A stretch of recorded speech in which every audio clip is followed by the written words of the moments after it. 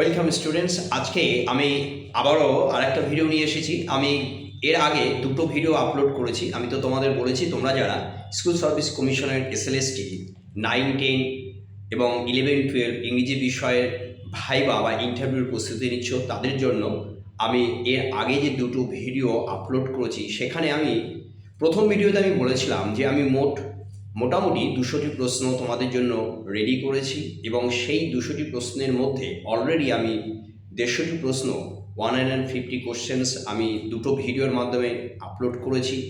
তোমরা যদি সেই ভিডিওগুলো এখনও কেউ দেখে না থাকো, আমি অনুরোধ করব তোমরা সেই ভিডিও যে দুটো ভিডিও আছে সেই দুটো ভিডিও দেখে নেবে। আশা করছি তোমাদের কাজে লাগবে।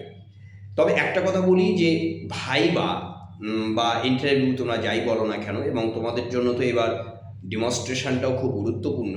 তো সব কিছু মিলিয়ে এই ভাইবা বা ইন্টারভিউ এর জন্য কিন্তু কোনো শর্টকাট মেথড নেই, কিন্তু তা সত্ত্বেও আমি প্রশ্নগুলো চেষ্টা করেছি আমার অভিজ্ঞতা বা যেটা আমার মনে হয়েছে যে এই প্রশ্নগুলো যদি তোমরা দেখে যাও বা এই রকমভাবে যদি একটা প্রস্তুতি নাও, আশা করছি তোমাদের ভাইবা ইন্টারভিউ এবং ডেমনস্ট্রেশন ভালো হবে। তাই তোমরা ভিডিও যে আগে যে দুটো ভিডিও আপলোড করেছি সেই প্রশ্নগুলো তোমরা দেখে, যদি এখনও কেউ দেখে না থাকো দেখে নেবে। আর আমি বলেছিলাম যে তোমরা প্রশ্নগুলো নোট ডাউন করে নেবে। আমি এরপরে 200টি প্রশ্ন যখন বলা হয়ে যাবে আজকের এই ভিডিওতে, তারপরে আমি আবার ওই প্রশ্নগুলোর উত্তর নিয়ে আলোচনা করব। তখন তোমরা নিজেরা মিলিয়ে নিতে পারবে বা কোথাও কারোর কোনো জিজ্ঞাসা থাকলে সেখানেও আমাকে পরবর্তী ভিডিওতে কমেন্ট করে জানাতে পারো, আমি তারও রিপ্লাই দিয়ে দেবো। তাহলে কথা না বাড়িয়ে আজকে এই ভিডিওতে দেখে নিই বাকি প্রশ্নগুলো কী আছে, এবং আশা করছি আগের প্রশ্নগুলোর মতো এই প্রশ্নগুলো তোমরা নোট ডাউন করে রাখবে। আবারও বলছি, ইন্টারভিউর কোনো শর্টকাট মেথড নেই। এই প্রশ্নগুলি যে আসবে তা নয়, কিন্তু এই প্রশ্নগুলো যদি তোমরা একটুখানি দেখো বা ফলো করো তাহলে কিন্তু দেখবে এরকমই প্রশ্ন এসেছে এবং সেটা তোমরা বুঝতে পারবে পরে তোমাদের যখন ভাইবা কমপ্লিট হয়ে যাবে বা ওভার হয়ে যাবে। যাই হোক, তাহলে আমি আজকে বলবো 151 প্রশ্ন, কারণ এর আগে 150টি প্রশ্ন আমি বলেছি, 150 পর্যন্ত বলেছি। আজকে 151 থেকে বলবো। দেখো, direct and indirect speech change তুমি সহজভাবে বোর্ড ওয়ার্ক করে দেখাবে। তোমাদের ডেমনস্ট্রেশনে এক্ষেত্রে এরকম কিছু প্রশ্ন আসতে পারে। 152 একটি বাল্লেক্সের উদাহরণ দাও। এখানে আমি বলি এটি 11-12 তোমরা যারা ভাইবা জন্য প্রিপারেশন নিচ্ছ তার জন্য, কারণ এখানে আমি একসাথে 9-10 এবং 11-12 এভাবে একসাথে আমি করে দিয়েছি। তো কিছু কিছু জায়গায় আমি স্পেসিফিক্যালি ইন্ডিকেট করে তোমাদের বলে দেবো। তো যাই হোক, একটি বাল্লেক্সের উদাহরণ দাও, এটি কিন্তু 11-12 তোমরা যারা ভাইবার জন্য প্রিপারেশন নিচ্ছ। Next 153 famous speech. দেখো, এক্ষেত্রেও 153 নম্বর যেটা আমি বলছি ফেমাস স্পিচ, এটিও কিন্তু তোমরা যারা 11-12 জন্য ক্লাসের যে ভাইবার বা ডেমনস্ট্রেশন প্রিপারেশন নিচ্ছ তাদের জন্য। এবার কিছু ফেমাস স্পিচ তোমাদের আমি বলি, তোমরা এরকমভাবে নিজেরাও নিজেদের মতো করে তোমরা সাজিয়ে নিতে পারো, প্রিপেয়ার হতে পারো। দেখো কী কী আছে একটু লিখে নাও। To be or not to be, that is the question. Next আমি বেশ কতগুলো আর কি বলবো, তোমরা একটুখানি নোট করে নাও। Tomorrow and tomorrow creeps in this petty pace from day to day. এখন এই যে ফেমাস স্পিচ বা এই যে কথাগুলো বলছি আমি, এটি তোমরা কিভাবে করবে? তোমরা প্রথমত এই যে ফেমাস স্পিচ কোন নাটকে কোথা থেকে নেওয়া হয়েছে বা স্পিকার কে ছিল এবং এই কথা তাৎপর্য বা মিনিং সেটাও কিন্তু তোমরা ভালো করে জেনে নেবে। আর আমি যখন আবার বললাম যে পূর্বেই বলেছি, যখন এর আনসার আমি ভিডিওর মাধ্যমে দেব সেখানে অবশ্যই এর উত্তর তোমরা পেয়ে যাবে। তারপরে দেখো, I come to bury Caesar not to praise him. Next দেখো, I come to bury Caesar, আবারও বলছি I come to bury Caesar not to praise him. Okay, next I am not what I am. তারপরে our bodies are our gardens to the which our wills are gardeners. Next, nothing will come of nothing.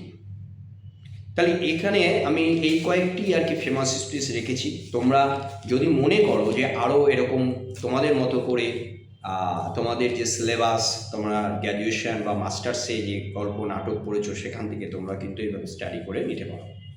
Next দেখো, এরপরে আমি 154 প্রশ্ন, difference between murder and assassination উদাহরণ দাও। Murder and assassination এই দুটো শব্দের মধ্যে তোমাদের উদাহরণ, সেখানে কিছু নাম বা কোনো নাটক বা রচনাতে পেয়েছো, আসতে পারে। এটা কিন্তু 11-12 তোমাদের জন্য।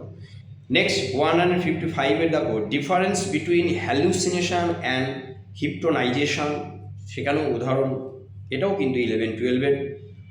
156, ডিফারেন্স বিটুইন সলিলকি অ্যান্ড অ্যাসাইড, উদাহরণ দাও। এটিও কিন্তু তোমরা যারা 11-12-এর ভাইবা দিচ্ছ বা দেবে। নেক্সট, তারপরে আমরা চলে যাব 156 পর্যন্ত বললাম, ডিফারেন্স বিটুইন সলিলকি অ্যান্ড অ্যাসাইড। ওকে, এবার 156, তারপরে আমরা যাব 100, দেখি 100, তারপরে আমরা যাব 156 পরে 1 মিনিট 157। ওকে, ন্যাশনাল এডুকেশন ডে কবে পালিত হয় এবং কার সম্মানার্থে বা কার নামে? নেক্সট 158, শিক্ষক দিবস কবে পালিত হয় বা কার জন্য বা কী স্মরণে, এটাও তোমরা জেনে নেবে। একটি ডিট্রানজিটিভ ভার্বের উদাহরণ দাও, এটি 9-10-এর জন্য। নেক্সট, কোয়াসি প্যাসিভ বলতে কী বোঝো, এটিও 9-10-এর জন্য। Difference between transitive and intransitive verb, এটিও 9-10 যারা তোমরা ভাইবা দিচ্ছ, প্রিপারেশান নেবে আর কি, তাদের জন্য 9-10 ক্লাসে। নেক্সট 162 প্রশ্ন, দেখো, তুমি ছাত্রছাত্রীদের ক্লজ সম্পর্কে কি ধারণা দেবে? মানে ছাত্রছাত্রীদেরকে যখন তুমি ক্লজ পড়াবে ক্লাসে গিয়ে, তখন কিভাবে তাদেরকে বোঝাবে বা আইডিয়াটা দেবে। Next 163, reflexive and emphatic pronoun কি? নেক্সট 164, রেসিপ্রোকাল ভার্বস কিংবা রেসিপ্রোকাল প্রোনাউন্স, আবার কগনেট ভার্বস বা কগনেট অবজেক্টস, এগুলো সম্পর্কে তোমাদের ধারণা বা কী আছে এটা জানতে চাইতে পারে ইন্টারভিউয়ার্স যারা থাকবেন, এগুলো একটু দেখে যাবে। নেক্সট 165, তুমি ছাত্রছাত্রীদের কনজাংশন কিভাবে পড়াবে? কনজাংশন খুব একটা কমন টপিক গ্রামারে, এটি কিভাবে পড়াবে? এক্ষেত্রে বোর্ডগুলো আসতে পারে, ডেমনস্ট্রেশন তোমাদের চাইতে পারে। নেক্সট 166, ইংরেজি সাহিত্যে সবচেয়ে বড় পুরস্কার কি? এক্ষেত্রে বলি, যখনই তোমাকে জিজ্ঞেস করবে, আমি বলছি কিন্তু এই প্রশ্নে জিজ্ঞেস করবে এমন কোনো কথা নেই, কিন্তু কি জিজ্ঞেস করবে, মোট হয়তো এমন হতে পারে 5 থেকে 6টা প্রশ্ন জিজ্ঞেস করেছে, ডেমনস্ট্রেশন চাইছে।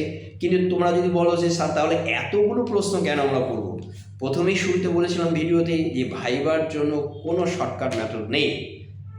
আবার এই এতগুলো পড়ার পরেও যে বলবো, তবে একটা হয় কি, এতগুলো যখন তুমি পড়বে, যে এরিয়াটা তুমি কভার করবে, যেভাবে তুমি প্রস্তুতি নেবে, নিজেকে তৈরি করবে, আশা করছি দেখবে এগুলোর মধ্যে থেকে একটা জায়গায় তুমি এমনভাবে পৌঁছাবে যে তুমি তখন ইন্টারভিউয়ার্সদের সামনে যখন যাবে বা তারা যে প্রশ্ন করবে, আশা করি তুমি বা তোমরা সেই প্রশ্নের উত্তর দিতে পারবে। তো যাই হোক, তাহলে ইংরেজি সাহিত্যে সবচেয়ে বড় পুরস্কার কি জেনে যাবে।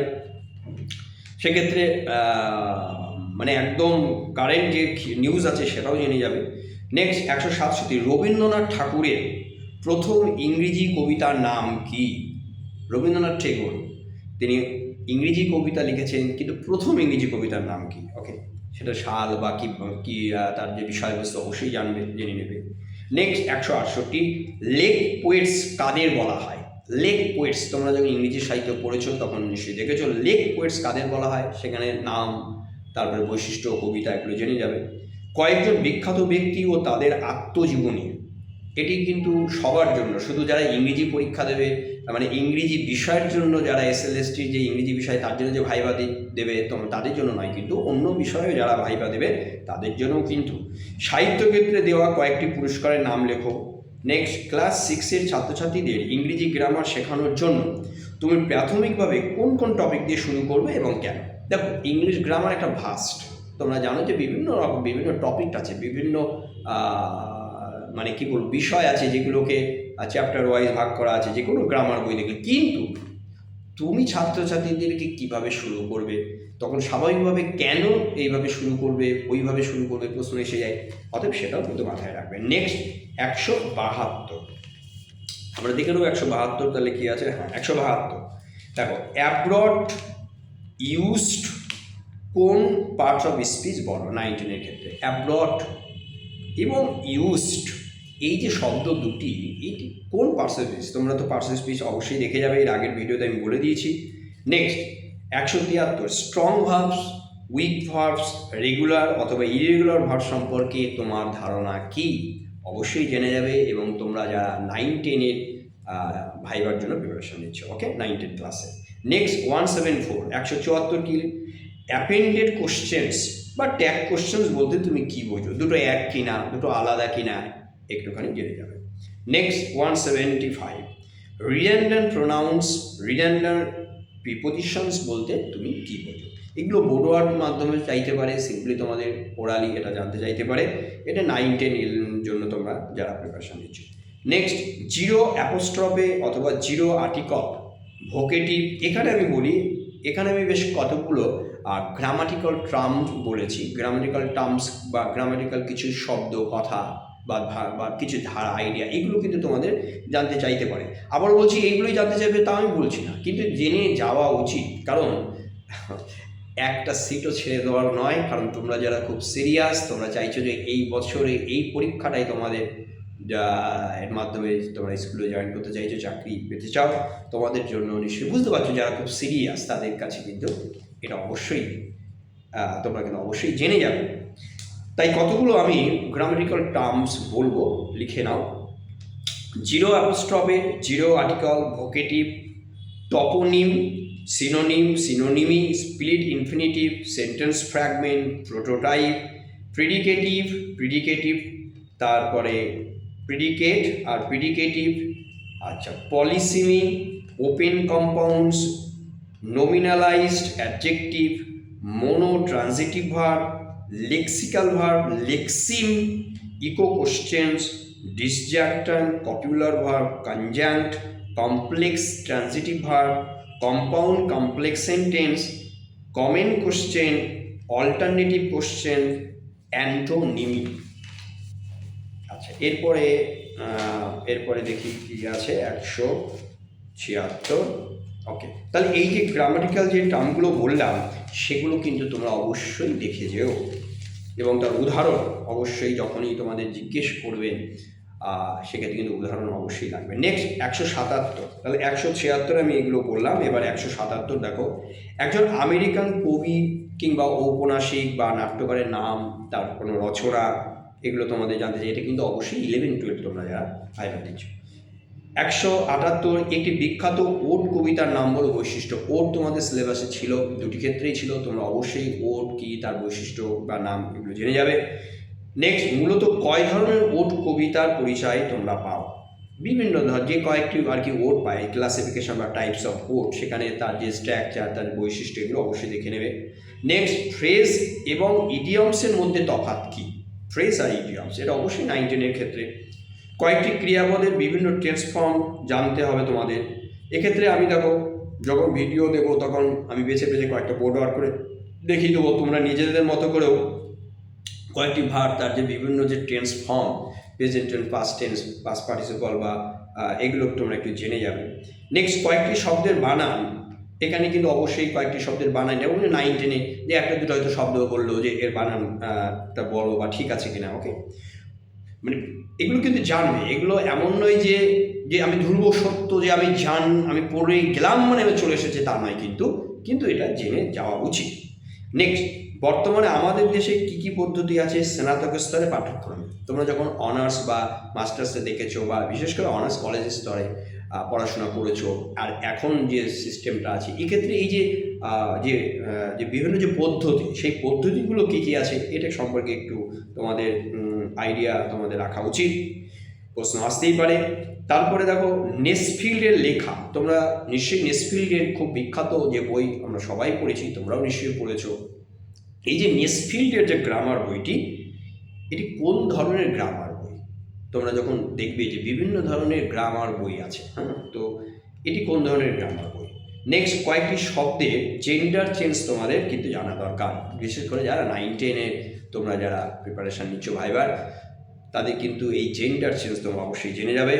তুমি ছাত্রছাত্রীদের ভাষা শিখনের ব্লুমস ট্যাক্সোনমি, এই যে ব্লুমসের ট্যাক্সোনমি, এটা তুমি যখন ইংরেজি ভাষায় যখন তুমি পাঠদান করতে যাবে তোমার ক্লাসে, তখন এটা কীভাবে তুমি প্রয়োগ করবে, কীভাবে তোমার কাজে লাগতে পারে, এটা কিন্তু 11-12-এর ক্ষেত্রে বা 9-10-এর ক্ষেত্রেও এটা কিন্তু ভাইবার ক্ষেত্রে কিন্তু তোমাদের জানতে চাওয়া হতে পারে। Next, the superannuated man প্রবন্ধটিতে চার্লস ল্যাম্ব যে কোম্পানি থেকে কাজে অব্যাহতি নেন, মানে যে সেই কোম্পানির তার নামটা কি, সুপার অ্যানিমেশন সম্পর্কে তোমার ধারণা কি, মানে এই শব্দটার অর্থ কী, সরকার পোষিত বিদ্যালয়গুলির কয়েকটি প্রধান সমস্যা, এগুলো দেখো ওপেন কোশ্চেন, তোমার নিজস্ব মতামত এবং তার সমাধান, তুমি কি মনে করো যে কী বা কোনটা করলে সমাধান হবে। ছাত্রছাত্রীদের মধ্যে ইংরেজি ভাষা দক্ষতা বাড়ানোর জন্য তুমি কি করবে, স্বাভাবিক তুমি একজন ইংরেজি শিক্ষক বা শিক্ষিকা হবে, সেক্ষেত্রে কোনো বাচ্চা যে কোনো ক্লাসে হতে পারে 6 to 12, তার যদি কোনো ভাষার দক্ষতা, যদি কোনো প্রবলেম থাকে ভাষার দক্ষতা বাড়ানোর জন্য বা কোনো, সেক্ষেত্রে তুমি কী করবে। ওকে, নেক্সট দেখো 191, I will drink life to the lees, এই যে বিখ্যাত লাইনটি তোমাদের সিলেবাসে ছিল যখন তোমরা রিটেন দিয়েছো, কোন কবিতায় আছে, এর অর্থ চাইতে পারে, কবির নাম। ওকে, নেক্সট 192, ড্রামাটিক মোনোলগ কি, উদাহরণ দাও। নেক্সট 193, বায়োগ্রাফি আর লিটারেরি কার লেখা। নেক্সট 194, ড্রামাটিক পোয়েজি কার লেখা। Next 195, dream children are reverie প্রবন্ধটি দিয়ে, ড্রিম এবং রেভারি, দেখো এই ড্রিম চিলড্রেনের দুটো কথা, ড্রিম আর রেভারি, এই দুটো কথার অর্থ কী বা কোন ঘটনাকে ইঙ্গিত করে বা বুঝিয়েছে, এটা কিন্তু তোমাদের জানা দরকার। নেক্সট দেখো আমি বলবো 196, একটি কবিতার নাম করো যেটি বর্তমানে ইংরেজি সিলেবাস যেটা আছে 6 থেকে যে 12 অন্তর্ভুক্ত হয়েছে, সেখানে নাম বা বিষয় কোনো একটা কবিতা নাম বা কবির নাম বা কোনো একটা লাইন হয়তো জানতে পারে। নেক্সট 197, দেখো দ্য লাস্ট রাইড টুগেদার কবিতায় বক্তার লাস্ট বা শেষ ইচ্ছা কী, সেটি কি পূরণ হয়েছিল। নেক্সট 198, ইংরেজি কাব্যের সেকেন্ডারি ইমাজিনেশন, এই যে ধারণাটি, কথাটি কে বলেছিলেন বা এটা কোন অর্থে তিনি বলেছিলেন। প্রাইড অ্যান্ড প্রেজুডিস উপন্যাসটিতে ডার্সি যে চরিত্রটি ছিল, সেই চরিত্রটি বা ডার্সি যে বাড়িতে থাকতেন সেই বাড়িটির নাম কি।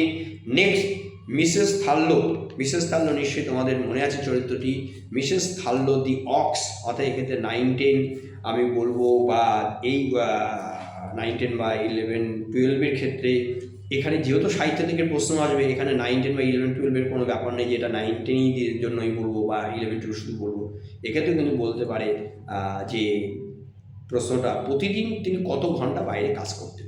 তাহলে দেখো আজকে এই যে আমি 200টি প্রশ্ন নিয়ে আলোচনা করলাম, আমি আবারও বলছি যেটা ভিডিওতে শুরুতে বলেছিলাম যে এই যে 200টি প্রশ্ন আলোচনা করেছি, আজকে 3rd ভিডিও অর্থাৎ 1 and 2nd ভিডিও কিন্তু অলরেডি আপলোডেড আছে, কেউ যদি দেখে না থাকো চ্যানেল পেজে অবশ্যই দেখে নেবে।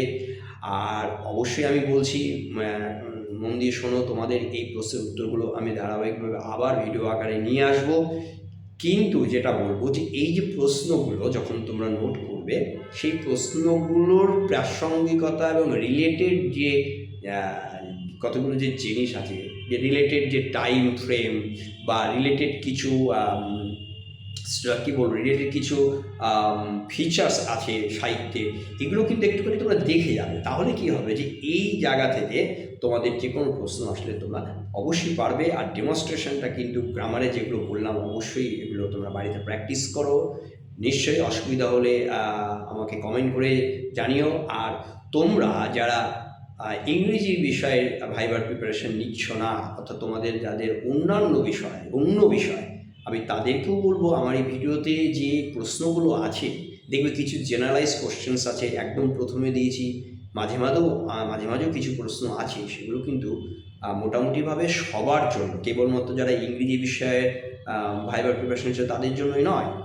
আর সামগ্রিকভাবে যেটা আমি বলবো যে যারা ইংরেজি বিষয়ের উপরে SLST যে ভাইবা সামনে তোমাদের রয়েছে, নভেম্বরের শুরুতেই তোমাদের হওয়ার সম্ভাবনা প্রবল, তো তারা কিন্তু অবশ্যই এই প্রশ্নগুলো তোমরা খাতায় নোট ডাউন করে নিজেদের মতো করে চেষ্টা করো। আর আমার ভিডিওতে যখন এই প্রশ্ন উত্তর আলোচনা করব, সেগুলো তোমরা মিলিয়ে দেখে নিতে পারবে। তাহলে আজকে এই পর্যন্ত।